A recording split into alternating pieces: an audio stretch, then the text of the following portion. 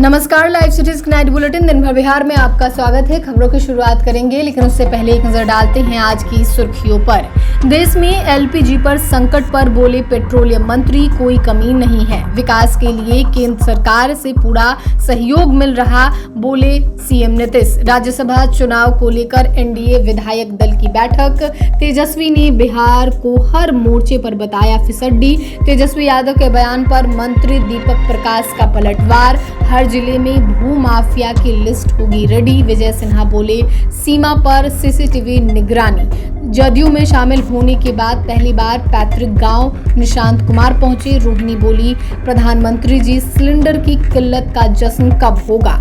पटना में स्वास्थ्य विभाग के डीजीएम के घर रेड, एसवीयू की टीम की जांच जारी। बिहार में गर्मी से फिलहाल राहत नहीं, बढ़ेगी उमस। अब खबरें विस्तार से। मिडिल ईस्ट में चल रहे युद्ध के बीच केंद्रीय संसद में पेट्रोलियम और प्राकृतिक गैस मंत्री हरदीप सिंह पुरी ने बड़ा बयान दिया। उन्होंने कहा कि देश में पेट्रोल, डीजल और केरोसिन की कोई कमी नहीं है, 100% सप्लाई है, दिक्कत की कोई बात नहीं है। पेट्रोलियम मंत्री ने बताया कि इजराइल ईरान संघर्ष के कारण स्ट्रेट ऑफ हॉर्मुज से होने वाली सप्लाई बाधित हुई है, जहां से दुनिया का 20% क्रूड और गैस और एलपीजी गुजरता है। इसके बावजूद भारत की कच्चे तेल की आपूर्ति सुरक्षित है, क्योंकि भारत ने गैर हॉर्मुज स्रोतों से अपनी निर्भरता बढ़ाकर 70% कर ली है और अब 40 देशों से तेल खरीद रहा है। इधर पटना में घरेलू एलपीजी गैस की आपूर्ति को लेकर लगातार मिल रही शिकायतों के बीच जिला प्रशासन ने बड़ा कदम उठाया है। प्रशासन ने एक खास हेल्पलाइन नंबर जारी किया है। जिला प्रशासन द्वारा जारी हेल्पलाइन नंबर 0612221980 है।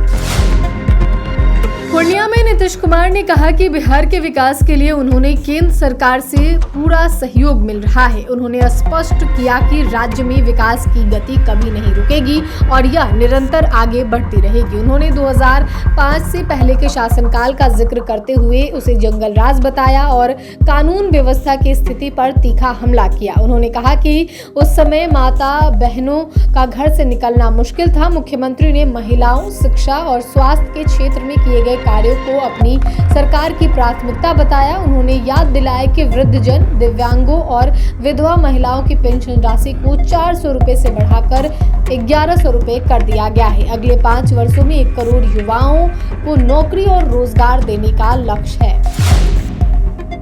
राज्यसभा चुनाव को लेकर आज एनडीए विधायक दल की बैठक हुई। ये बैठक उप मुख्यमंत्री सम्राट चौधरी के आवास 5 देश रत्न मार्ग में हुई। इस मीटिंग में एनडीए के तमाम बड़े नेता मौजूद रहे, साथ ही चुनाव पर्यवेक्षक भी मौजूद रहे।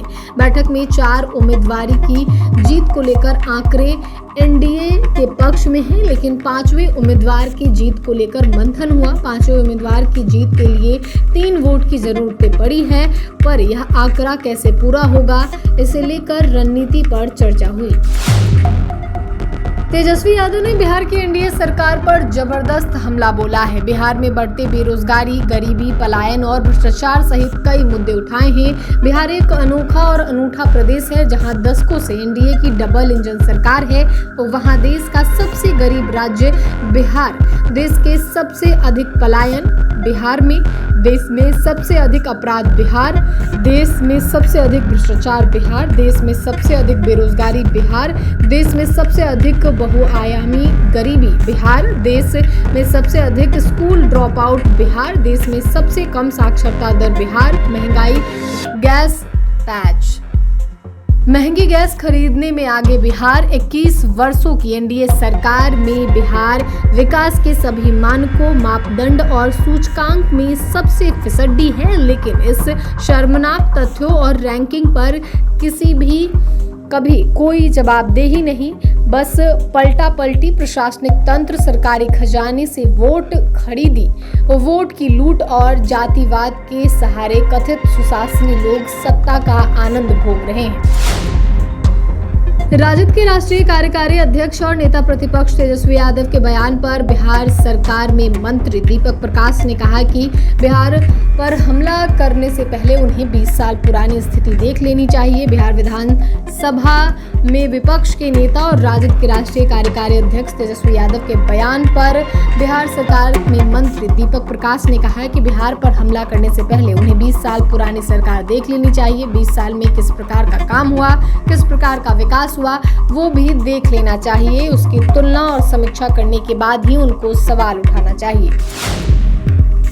बिहार के उप मुख्यमंत्री सह खान एवं भूतत्व विभाग के मंत्री विजय कुमार सिन्हा ने विभाग के 100 दिनों के कार्यकाल को लेकर पीसी की। इस दौरान उन्होंने अवैध खनन, भूमाफिया और बालू माफिया के खिलाफ सरकार की सख्त कार्रवाई का संकेत दिया। उन्होंने कहा कि नई सरकार नई पहल के साथ काम कर रही है। खनन विभाग को पारदर्शी और सख्त व्यवस्था की ओर ले जाया जा रहा है। डिप्टी सीएम विजय सिन्हा ने कहा कि राज्य के हर जिले में भूमाफियाओं की सूची तैयार कर ली गई है। उन्होंने कहा कि माफिया अवैध कमाई को जमीन में निवेश करते हैं, लेकिन अब ऐसा नहीं होने दिया जाएगा। उन्होंने बताया कि उनके पास भूमि राजस्व विभाग की जिम्मेदारी भी है, इसलिए भूमि माफिया और जमीन माफियाओं की पहचान कर उनके खिलाफ सख्त कार्रवाई की जाएगी।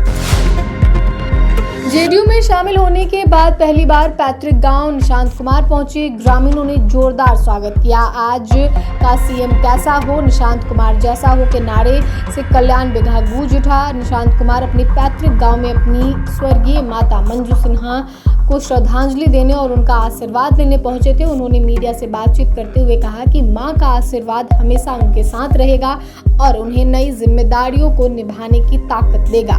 जब उनसे उनके मुख्यमंत्री बनने की संभावनाओं के बारे में पूछा गया तो उन्होंने कोई सीधा जवाब नहीं दिया और मुस्कुराते हुए आगे बढ़े। Nishant Kumar indoor shooting range भी पहुंचे, जहां वो निशाना लगाते हुए नजर आए।